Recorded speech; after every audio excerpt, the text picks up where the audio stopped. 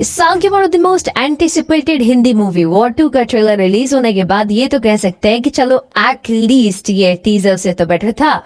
And जिस किसी ने भी ट्रेलर को एडिट किया है उसके लिए बहुत सारे बोनस पॉइंट्स, क्योंकि स्टोरी के बारे में हमें इनसाइट्स देखने को मिलते हैं, कौन सी किसकी लड़ाई है, कितने बड़े स्टेक्स हैं, वो सारी जानकारी मिलते हैं एंड एक जेन्युइन इंटरेस्ट भी स्पार्क होता है। मगर उसके अलावा जब इस ट्रेलर का सेकेंड हाफ शुरू होता है तो फिर से वही एकदम डल जेनेरिक सा वीएफएक्स सीजीआई देखने को मिलता है, जो कि बहुत ही ज्यादा डल और चीप सी फीलिंग देता है, जो कि आप वॉर 2 जैसी मूवी से एक्सपेक्ट नहीं करते कि अगर ये नहीं कर पा रहे तो फिर कौन ही कर पाएगा। जहां अब अगर फी की बात करने से पहले नैरेटिव के बारे में जान ले तो देख के समझ में आता है कि कबीर इस बार भी रोग होने वाला है और इस बार भी एक बड़े पर्पस के लिए लड़ रहा है, जिसकी वजह से वो कर्नल लूथरा तक को मार देगा एंड उनके मरते दम तक मुंह ने सच नहीं बताने वाला कि उसने यह गद्दारी की क्यों। एंड फिर जब कबीर एकदम अनस्टॉपेबल हो जाएगा तो उसे रोकने के लिए जूनियर एनटीआर यानी कि विक्रम आएंगे, जो कि इंडिया के एक और स्पेशल सोल्जर है जो कबीर को हंट करेंगे उसके नापाक मंसूबों को रोकने के लिए।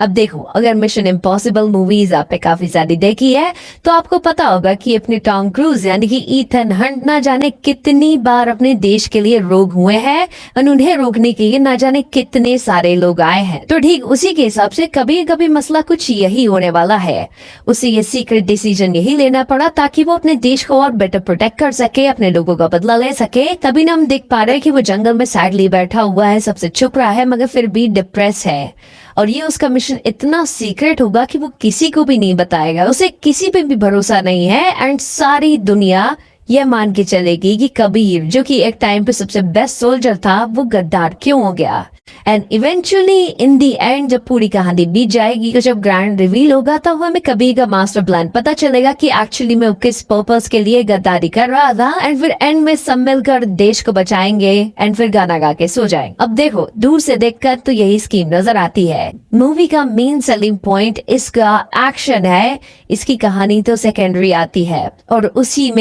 एक्शन में सबसे ज्यादा फेल होते हुए नजर आते हैं। इतना जेनेरिक सा एक्शन कोरियोग्राफी, चीप वीएफएक्स और जूनियर एनटीआर का चेहरा अपना जाने किसकी बॉडी पे चिपका दिया है, सब कुछ बहुत ही ऑब्वियस सा बुरा लगता है। जहां इन्होंने स्पेक्टिकल अचीव करने की पूरी कोशिश की है कि हम प्लेन के ऊपर फाइट करेंगे, जो कि सेंस नहीं बनाता। काफी ज्यादा फेस ऑफ वाला बोर्ड एक्शन सीक्वेंस भी देखने को मिलता है, ट्रेन के ऊपर एक्शन है, हेलीकॉप्टर, अबैंडन शिप, सारी चीजें उन्होंने की है कि बहुत ग्रैंड लेवल पे एक्शन स्पेक्टिकल हम दिखाएंगे। अब हाल ही में बैलरीना मूवी रिलीज हुई थी जो कि बहुत ही अच्छा बॉक्स ऑफिस पर परफॉर्म नहीं कर पाई, मगर आप उसकी एक्शन कोरियोग्राफी को देखकर सैल्यूट करते हो कि भाई साहब कमाल का एक्शन था उसमें। एंड फिर ऐसा नहीं है कि अपने एक्टर्स कन्विक्शन नहीं दे सकते। जूनियर एनटीआर और ऋतिक रोशन कर सकते हैं एंड पास्ट में उन्होंने अपने प्रोजेक्ट्स में 100% दिया भी है। बस फिर वहीं आ जाती है बात कि शायद हमने डायरेक्टर साहब से कुछ ज्यादा ही उम्मीदें लगा ली थी ब्रह्मास्त्र के बाद। अगर इसके मेकर्स ने एक्शन को ज्यादा रियलिस्टिकली अप्रोच किया होता कि हम क्या सकते हैं और हमें करने का मन क्या है, तो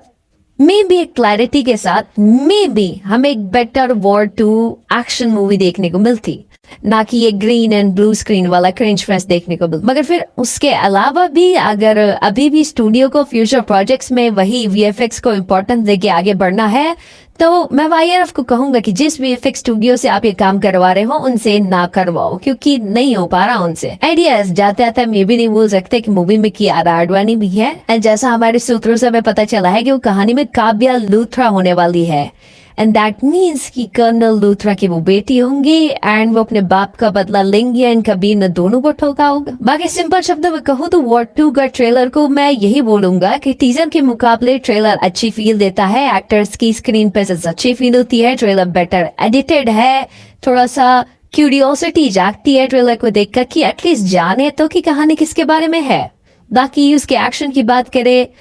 तो वो काफी डिसअपॉइंटिंग फील होती है। बाकी अब देखते हैं कि यही वाली एडिटिंग, यही वाली फील अगर हमें मूवी में भी देखने को मिल जाए, जो कि एक्शन को थोड़ा सा दबाकर मेन कहानी को एलिवेट करने पे ध्यान दे तो काफी अच्छा होगा। बाकी मुझे तो मूवी एक्शन के मायने में काफी मिड फील हो रही है।